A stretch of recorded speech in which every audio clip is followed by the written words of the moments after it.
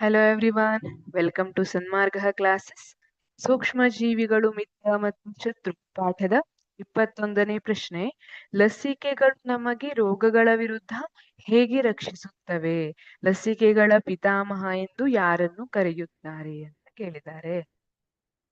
ಮೊದಲನೇದ, ಲಸಿಕೆಗಳು ಅಂದ್ರೆ ಏನು? ಲಸಿಕೆಗಳು ಅಂದ್ರೆ, ಈಗ ನೀವು ಚಿಕ್ಕವರಿದ್ದಾಗಲ್ಲ ಕೇಳಿ ವ್ಯಾಕ್ಸಿನೇಷನ್ ಅಥವಾ ಈಗ ಕೋವಿಡ್-19 ಅಂತ ಬಂದಿತ್ತು ಅಲ್ವಾ? ಕೋವಿಡ್ ವ್ಯಾಕ್ಸಿನ್, ಕೊರೋನಾ ವ್ಯಾಕ್ಸಿನ್ ಅನ್ನೋದನ್ನ ಕೇಳಿರಬಹುದು ನೀವು. ಅದೇ ತರ ಚಿಕ್ಕವರಿದ್ದಾಗ್ಲೂ ನಿಮಗೆ ಲಸಿಕೆಗಳನ್ನ ಕೊಡ್ತಿದ್ರು. ಪೋಲಿಯೋ ಲಸಿಕೆ ಇರಬಹುದು, ದಡಾರಕ್ಕೆ ಸಿಡುಬಿಗೆ ಸಂಬಂಧಿಸಿದಂತಹ ಲಸಿಕೆ ಇರಬಹುದು, ಹೆಪಟೈಟಿಸ್ಗೆ ಸಂಬಂಧಿಸಿದಂತಹ ಲಸಿಕೆ ಇರಬಹುದು, ಅಥವಾ ಟಿ ಇಂಜೆಕ್ಷನ್ ಅಂತ ಕೊಡ್ತಿದ್ರಲ್ವಾ, ಅದೆಲ್ಲ ಕೂಡ ಲಸಿಕೆಗಳು. ಈ ಲಸಿಕೆಗಳು ನಮಗೆ ರೋಗಗಳ ವಿರುದ್ಧ ಹೇಗೆ ರಕ್ಷಿಸುತ್ತವೆ ಅಂತ ಕೇಳಿದ್ದಾರೆ.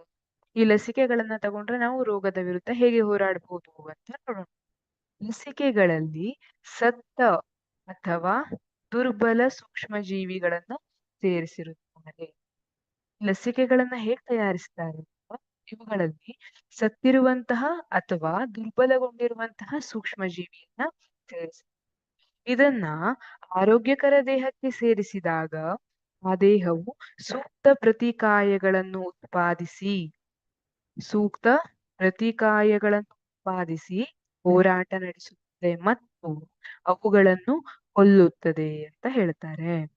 ಇಲ್ಲಿ ಲಸಿಕೆಗಳಲ್ಲಿ ನಾವು ಸತ್ತ ಅಥವಾ ದುರ್ಬಲ ಸೂಕ್ಷ್ಮ ಜೀವಿಗಳನ್ನ ಸೇರಿಸಿರ್ತಾರೆ ಅಂತ ಹೇಳ್ತೀವಿ. ಈಗ ಪೋಲಿಯೋ ತಗೊಂಡ್ರೆ ಪೋಲಿಯೋಕ್ಕೆ ಕಾರಣವಾದಂತಹ ವೈರಸ್ ಅದನ್ನ ಇನ್ಆಕ್ಟಿವೇಟ್ ಮಾಡಿ ಅಥವಾ ಅದನ್ನ ಸಾಯಿಸಿ ದುರ್ಬಲ ಮಾಡಿ ಅದನ್ನ ಲಸಿಕೆಯಲ್ಲಿ ಸೇರಿಸಿರ್ತಾರೆ. ಈಗ ಏನಾಗಿದೆ, ಆ ಪೋಲಿಯೋ ವೈರಸ್ಗೆ ಮೊದಲಿನ ಸ್ಟ್ರೆಂತ್ ಇಲ್ಲ. ಅದು ಮೊದಲಿನ ಸ್ಟ್ರೆಂತ್ ಅಲ್ಲಿ ನಮ್ಮ ದೇಹದ ವಿರುದ್ಧ ಹೋರಾಡ್ಲಿಕ್ಕೆ ಆಗೋದಿಲ್ಲ. ಆದ್ರೆ ನಮ್ಮ ದೇಹ ಆ ಹೊಸ ಏನೋ ಒಂದು ಜೀವಿ ಬಂತಲ್ಲ ದೇಹದೊಳಗೆ, ಅದನ್ನ ಗುರುತಿಸಿಬಿಡ್ತದೆ. ಅದಕ್ಕೆ ಅಂತಲೇ ನಮ್ಮ ದೇಹ ಸೂಕ್ತ ಪ್ರತಿಕಾಯಗಳನ್ನ ಉತ್ಪಾದಿಸ್ತದೆ ಹಾಗೂ ಅದರ ವಿರುದ್ಧ ಹೋರಾಟ ಮಾಡ್ತದೆ. ಮತ್ತೆ ಆ ಪ್ರತಿಕಾಯಗಳೇನಿರ್ತದೆ ಅದು ದೇಹದಲ್ಲಿ ಹಾಗೆಯೇ ಉಳ್ಕೊಳ್ಳುತ್ತದೆ. ಹಾಗಾಗಿ ಇನ್ನೊಮ್ಮೆ ನಿಜವಾದ ಜೀವಂತ ಸ್ಟ್ರಾಂಗ್ ಆಗಿರುವಂತಹ ಪೋಲಿಯೋಕ್ಕೆ ಸಂಬಂಧಿಸಿದ ವೈರಸ್ ನಮ್ಮ ದೇಹದೊಳಗೆ ಬಂದ್ರೂ ಆಲ್ರೆಡಿ ನಮ್ಮ ದೇಹದಲ್ಲಿ ಪ್ರತಿಕಾಯ ಉತ್ಪಾದನೆ ಆಗಿತ್ತಲ್ಲ, ಅದು ಆ ವೈರಸ್ಗಳ ವಿರುದ್ಧ ಹೋರಾಡಿ ವೈರಸ್ಗಳನ್ನ ಸೋಲಿಸಿಬಿಡುತ್ತೆ.